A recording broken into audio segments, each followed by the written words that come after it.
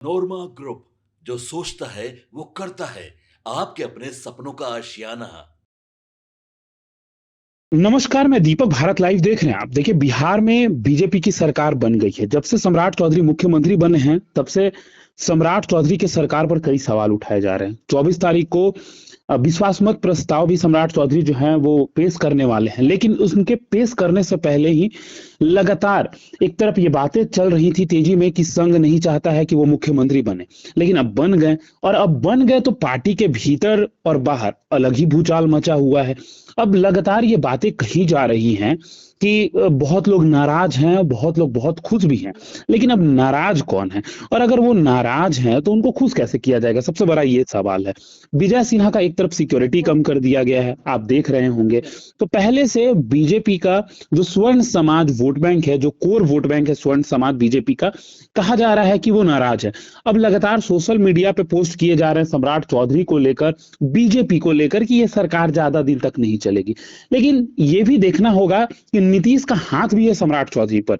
तो क्या नीतीश के चले जाने के बाद कुछ होगा, या नीतीश के रहते ही कुछ हो जाएगा? हमारे साथ बाबा मौजूद है, बहुत स्वागत है आपका। धन्यवाद।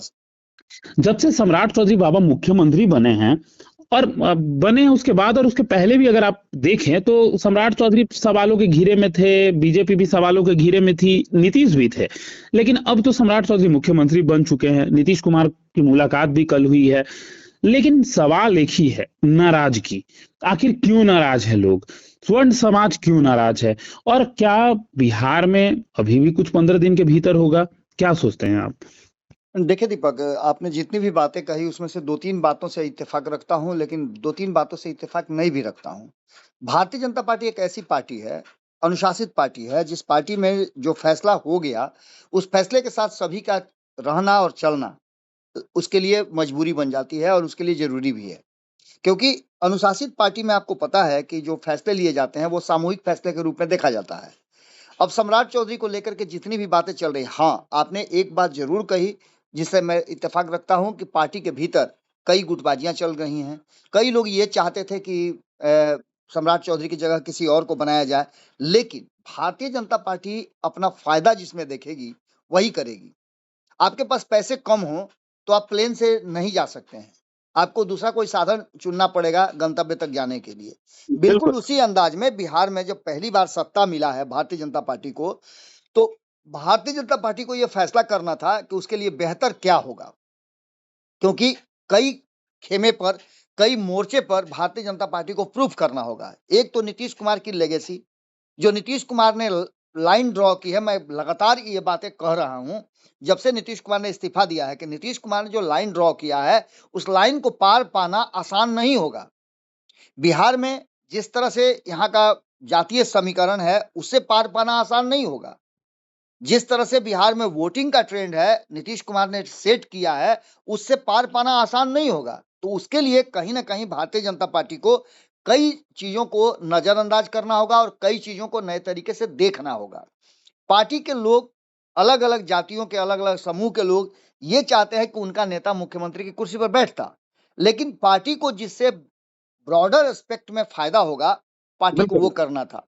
सबसे पहले पार्टी को, भारतीय जनता पार्टी को नीतीश कुमार को संतुष्ट करना था। और नीतीश कुमार की पहली पसंद सबको पता है, दुनिया जानती है कि नीतीश कुमार की पहली पसंद सम्राट चौधरी थे। क्योंकि मैंने पहले भी बताया है कि सम्राट चौधरी और शकुनी चौधरी जो उनके पिता हैं, उनका एक बड़ा एहसान था जो नीतीश कुमार को उतारना भी था। बिल्कुल। 2005 में जब फरवरी में सरकार बनने की स्थिति हुई तो नहीं बन पाई थी, लेकिन उसके बाद नीतीश कुमार ने जो यात्रा शुरू की और शकुनी चौधरी ने उनका बैकअप शुरू किया, लौकुश समीकरण को एक जगह ला करके बेटी रोटी का रिश्ता बनाने की कोशिश की। उसके बाद से ये एक अलग एरा में चला गया और नीतीश कुमार को लौकुश समीकरण ने नेता मान लिया। ये कहानी तब से चल रही है।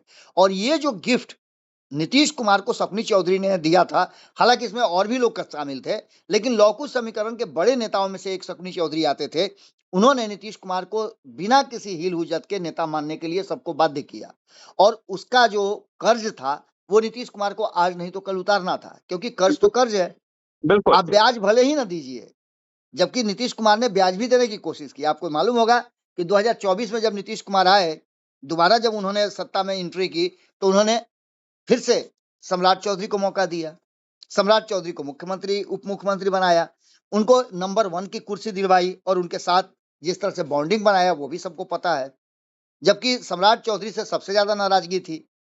अब ऐसी स्थिति में आप समझ सकते हैं कि भारतीय जनता पार्टी के लिए कितना कठिन होगा यह फैसला लेना। दूसरी तरफ बिल्कुल। नीतीश कुमार के वोट बैंक को अब साध के रखना है, तो उसके लिए भी लौकुश समीकरण जरूरी है। कुशवाहा लंबे समय से नीतीश कुमार के साथ चल रहा था और एक कहा जाए तो माने ऐसे भाई की तरह चल रहा था जो राम के बन जाने पर भरत जैसा सत्ता को संजो रहा था।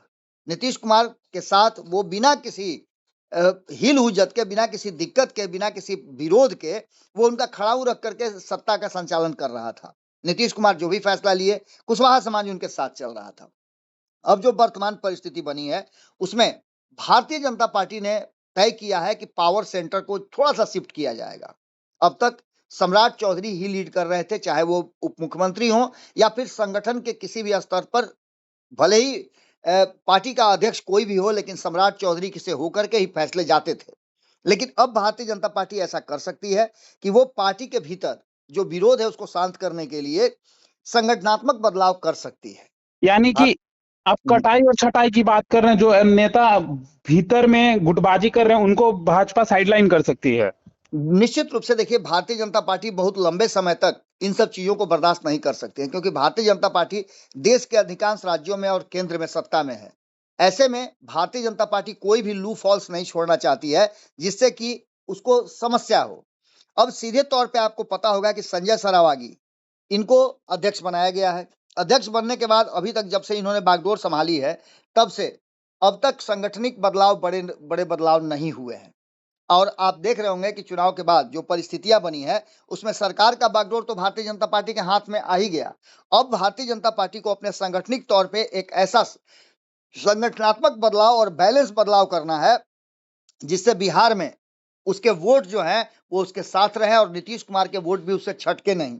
ऐसी स्थिति में आप समझ सकते हैं कि संभावना यह है कि 5 राज्यों के चुनाव परिणाम आने के बाद भाजपा प्रदेश अध्यक्ष संजय सरावागी को जो ऊपर से मिली है जो इजाजत या फिर कहा जाए कि निर्देश, उस निर्देश के हिसाब से पहले कैबिनेट का विस्तार होगा और उस कैबिनेट के विस्तार में कोशिश किया जाएगा कि सभी जातियों को, समुदाय को उसमें प्रश्रय दिया जाए, उसमें स्थान दिया जाए, जिससे कि बैलेंस बनाया जा सके। तो दूसरी तरफ सांगठनिक बदलाव भी बड़े पैमाने पर होने की संभावना है। कई पुराने लोग हैं और खास करके सम्राट चौधरी के मुख्यमंत्री बनने के बाद अब युवा पीढ़ी को कहीं ना कहीं चार्ज करने की तैयारी भारतीय जनता पार्टी शुरू कर देगी। और ऐसे में ये देखा जा रहा है कि सरकार के स्तर पर तो बदलाव बड़े होंगे ही, लेकिन उसके बिल्कुल। साथ साथ संगठनिक रूप से भी भारतीय जनता पार्टी अपने को चुस्त दुरुस्त करेगी। दिल्ली तक मंथन के दौर शुरू हो गए हैं और आधे से अधिक ऐसे चेहरे हैं जो पहले से चले आ रहे हैं, पारंपरिक रूप से कह लीजिए कि वो लोग संगठन में रहेंगे ही रहेंगे। ऐसे लोगों को दायित्व मुक्त किया जा सकता है। वर्तमान में जो कार्यभार देख रहे होंगे आप, 4 प्रदेश महामंत्री, 4-5 उपाध्यक्ष हैं, 2 मंत्री एवं अन्य पद संभाल रहे हैं पदाधिकारी में से कई लोगों को उनके दायित्व से मुक्त किया जाएगा और नए लोगों को इसमें स्थान दिया जाएगा। दूसरी तरफ आपने देखा होगा कि जनता दल यूनाइटेड भी एक नई टीम तैयार कर रही है जो निशांत के साथ चलेगी। इसमें भी काफी नए चेहरे हैं। यानी बिहार में जो लगातार भारत लाइव ये कहता आ रहा है चुनाव के पहले से कि बिहार में एक नए युग की शुरुआत हो रही है और इस युग में नए युवाओं को मौका मिलेगा जो आने वाले 20 से 25 वर्षों तक राजनीति में सक्रिय रहेंगे। कई लोगों को प्रोन्नति भी मिल सकती है और इसको लेकर के संभावना व्यक्त की जा रही है कि लगभग 60-40 का रेशियो रहेगा। 60% लोगों को जो भारतीय जनता पार्टी का संगठन है उससे बाहर किया जाएगा और नए लोगों को उसमें से जोड़ा जाएगा। यानी 40% पुराने लोग रह करके और जो नए लोग हैं उनको ट्रेंड करेंगे। संगठन के भीतर आप जानते हैं कि बहुत सारी ऐसी चीजें होती हैं जिसको लेकर के गुप्त भी रखना पड़ता है और उसके लिए काम भी करना पड़ता है। इन तैयारियों को लेकर के मंथन का दौर शुरू है और जो संकेत मिल रहे हैं दिल्ली से लेकर के पटना तक, उसमें संजय सरावागी को जो नई टीम मिलेगी वो टीम काफी एनर्जेटिक और नए युवाओं की होगी। इस टीम के साथ 2029 और 30 की तैयारी करनी है। जैसा कि आपको पता भी होगा कि भारतीय जनता पार्टी को एक झटका लग चुका है। महिला बिल गिर गया है सदन में, और ऐसे में भारतीय जनता पार्टी और ज्यादा अलर्ट होकर के काम करेगी। बिहार में भी जैसा कि आपको पता है कि नीतीश कुमार के 20 वर्षों के 21 वर्षों के बाद कुर्सी छोड़ने के बाद भारतीय जनता पार्टी सत्ता में आई है। ऐसे में भारतीय जनता पार्टी का हर कदम बड़ा ही संतुलित होना चाहिए। क्षेत्रीय प्रतिनिधियों को सामाजिक समीकरणों को विशेष ध्यान देकर के साधना होगा। पार्टी नेतृत्व चाहता है कि संगठन में नई ऊर्जा और उत्साह का संचार हो। ऐसे में युवाओं को एक बड़ा मौका मिल सकता है। कई जमीनी कार्यकर्ताओं को तरजीह मिल सकती है, और ये पूरी तैयारी भारतीय जनता पार्टी का केंद्रीय नेतृत्व अपने स्तर से तो कर ही रहा है। स्टेट नेतृत्व को भी ये जिम्मेवारी दी गई है कि लोगों को आइडेंटिफाई करे और पार्टी के हित में जो काम कर सके ऐसे युवाओं को चुना जाए। इसकी तैयारी शुरू हो चुकी है। संजय सरावगी की नई टीम 2029 के लोकसभा चुनाव की रणनीतियों के लिहाज से तैयार की जाएगी, और सम्राट चौधरी को फुल सपोर्ट मिले इसकी भी कोशिश की जाएगी। जो लोग नाराज चल रहे हैं उन लोगों की नाराजगी या तो दूर की जाएगी या फिर उनको साइडलाइन किया जाएगा, क्योंकि किसी भी तरह का कोई भी हिल हुज्जत या बिल्कुल। झमेला भारतीय जनता पार्टी नहीं चाहेगी। पार्टी के भीतर भी चर्चा लंबे समय से चल रही है। कई नेताओं को विश्राम दिया जाएगा और कई नेताओं को प्रमोट भी किया जाएगा। कुछ लोगों को केंद्रीय नेतृत्व की तरफ ले जाएगा, केंद्रीय टीम में रखा जाएगा, तो कई लोगों को केंद्रीय टीम से हटा करके स्टेट टीम में भी रखा जाएगा। कई लोग हैं जो या तो मंत्री बन गए हैं या फिर सांसद बन गए हैं, उन लोगों को भी टीम का हिस्सा नहीं रखा जाएगा। और इन सब में खास करके जो नाराज कौम वर्ग है, आपने जैसा कि बताया भी था कि सवर्ण नाराज चल रहे हैं, ऐसा कुछ नहीं है। भारतीय जनता पार्टी में सवर्ण हो, दलित हो, पिछड़ा हो, अति पिछड़ा हो या कोई भी वर्ग हो, उस वर्ग को नाराज होने का अधिकार भारतीय जनता पार्टी नहीं देती है। आपकी नाराजगी पार्टी स्तर पे नहीं होनी चाहिए। व्यक्तिगत रूप से आप नाराज हो सकते हैं, लेकिन संगठनिक रूप से जो फैसला हो गया है उस फैसले पर आपको रहना पड़ेगा। जैसा कि आपको पता होगा संजय जायसवाल के लिए भी उनके अध्यक्ष रहते हुए एक मजबूत टीम नहीं बन पाई थी, इसीलिए बार बार सम्राट चौधरी को उस टीम के साथ जाना पड़ता था। लेकिन अब सम्राट चौधरी की जिम्मेवारियां बढ़ गई हैं। वो बिहार के राज्य के मुख्यमंत्री बन गए हैं, तो उनकी जिम्मेवारियां राज्य को विकसित राज्य की श्रेणी में ले जाना और कई तरह से सामंजस्य बैठाने की बड़ी जिम्मेवारी होगी। 5-5 दलों का यह संगठन है, तो निश्चित रूप से सम्राट चौधरी की जिम्मेवारियां बदल गई हैं। तो ऐसे में संगठनिक रूप से कुछ ऐसे लोगों को जिम्मेवारी देनी होगी जो सम्राट चौधरी के बिना भी काम कर सके, यानी बिल्कुल। संगठन के रूप में वो अपना बेहतर प्रदर्शन कर सकें। और 2029 में नीतीश कुमार की अनुपस्थिति, एक तरह से कहिए कि पहली बार ऐसा होगा 2029 में कि नीतीश कुमार जिस तरह से सक्रिय रहे हैं उस तरह सक्रिय तो नहीं रहेंगे, और न नीतीश कुमार का नाम रहेगा कि 2025 से 30 फिर से नीतीश, या ये भी नारा नहीं दे सकते हैं आप कि नीतीश कुमार है बिहार में बाहर है, सुशासन की सरकार है, ये भी नहीं कर सकते हैं, क्योंकि नीतीश कुमार ने अपने आप को इस कुर्सी से अलग कर लिया है। अब बिहार की जनता को नए चेहरे पर अपनी मुहर लगानी है और अपना मन बनाना है। इसके लिए संगठन से लेकर के सरकार के स्तर तक भारतीय जनता पार्टी के लिए बड़ी चुनौती है, और उस चुनौती को पूरा करना होगा, जिसमें सम्राट चौधरी को फ्री हैंड देना पड़ेगा कि वो किस तरह से सरकार चला करके भारतीय जनता पार्टी का झंडा बुलंद करते हैं। तो वहीं आपको बता दें कि सम्राट चौधरी को जो बैकअप चाहिए वो आरएसएस से भी चाहिए और उनके भारतीय जनता पार्टी के स्टेट संगठन से भी चाहिए। स्टेट संगठन उनके साथ कदम से कदम मिलाकर चलेगा, तभी जाकर के बिहार में आने वाले चुनाव में भारतीय जनता पार्टी अपनी वापसी कर पाएगी। वरना आपको पता है कि बिहार की जनता का मूड बदलते देर नहीं लगती है। तो निश्चित रूप से एक बड़े बदलाव की तरफ ये पूरा जा रहा है, और बिहार में सत्ता मिलते ही भाजपा का मिशन शुरू हो चुका है। 15 दिनों के अंदर में आपको बड़े बड़े बदलाव देखने को मिल सकते हैं, और इस बदलाव का इंतजार लंबे समय से भारतीय जनता पार्टी कर रही थी। बिल्कुल। तो देखिए अब किस तरीके से आने वाले समय में भाजपा खुद को और मजबूत करेगी, और बिल्कुल पार्टी नहीं चाहती है कि उन्हीं के पार्टी के लोग जो पार्टी में रहते हैं वो गुटबाजी करें, इसलिए पार्टी जो है वो काम करना शुरू कर दी है। बाबा ने आपको सटीक तरीके से बताया है कि क्या कुछ हो सकता है 15 दिनों के अंदर, और संजय सरावगी को बड़ी जिम्मेदारी जो है वो दी गई है। अब क्या कुछ होगा देखना दिलचस्प होगा। फिलहाल इस खबर में इतना ही। बने रहिए भारत लाइव के साथ। धन्यवाद। आपके सपनों को हमने सजाया है, ई होम्स पैनोरामा को हमने बनाया है। ये होम्स मेरा एक सपना था जिस पे मैं पिछले 4 साल से काम कर रहा था। हमने जो बनाया है वो सबने है माना। ई होम्स पैनोरामा में हो आपका भी आशियाना। और फाइनली हमने 2021 में इस प्रोजेक्ट को लॉन्च किया। बहुत लोग अप्रिशिएट कर रहे हैं कि पूर्णिया जैसे शहर में बिहार के, एक तो बिहार की बात करें उसमें भी पूर्णिया जैसे छोटे जगह में इस तरह का लाइफस्टाइल देना, ये सुन के हम लोगों को बहुत अच्छा लगता है। ई होम्स में हमने कुछ और भी किया है, जैसे हम जिस जगह में रह रहे हैं हमारे फैमिली सिक्योर हो, उनको सिक्योरिटी का ध्यान में रखा है।